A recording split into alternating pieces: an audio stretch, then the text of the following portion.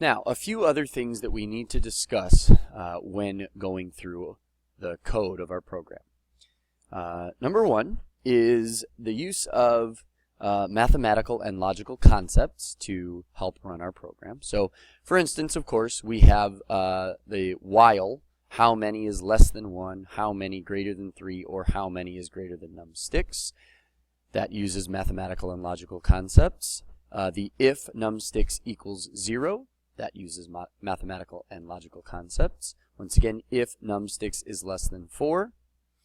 Of course, down here, if num sticks equals 0, while num sticks is greater than 0, if num sticks greater than 0, all of those are using mathematical and logical concepts to help our program accomplish what it is meant to do.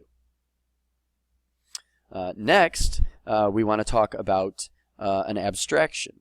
So, an abstraction in this program is using, on line 36, num sticks. So we ask the user to input the number of sticks in the initial pile.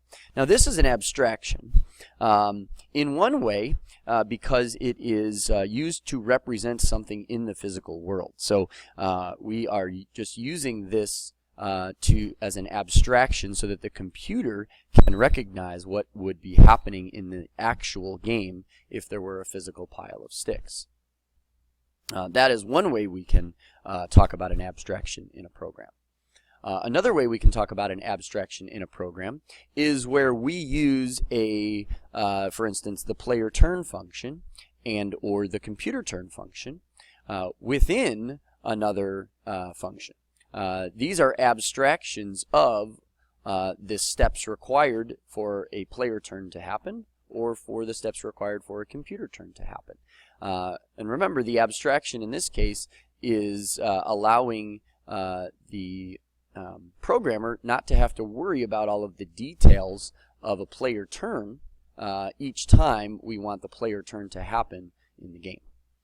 And then the last thing that we want to talk about is an algorithm, and then algorithms within the algorithm. So the function, the playNim function, is an algorithm because this explains to the computer how the game is played. So while the number of sticks is greater than 0, it's the player's turn. Then if the number of sticks is still greater than 0, then it's the computer's turn. Then we re-enter the while loop. So this is an algorithm, but it also has algorithms within the algorithm. For instance, the player turn is an algorithm in and of itself because this outlines what happens when it's a player's turn. And in the same way, the computer turn, this function outlines what happens during the computer's turn.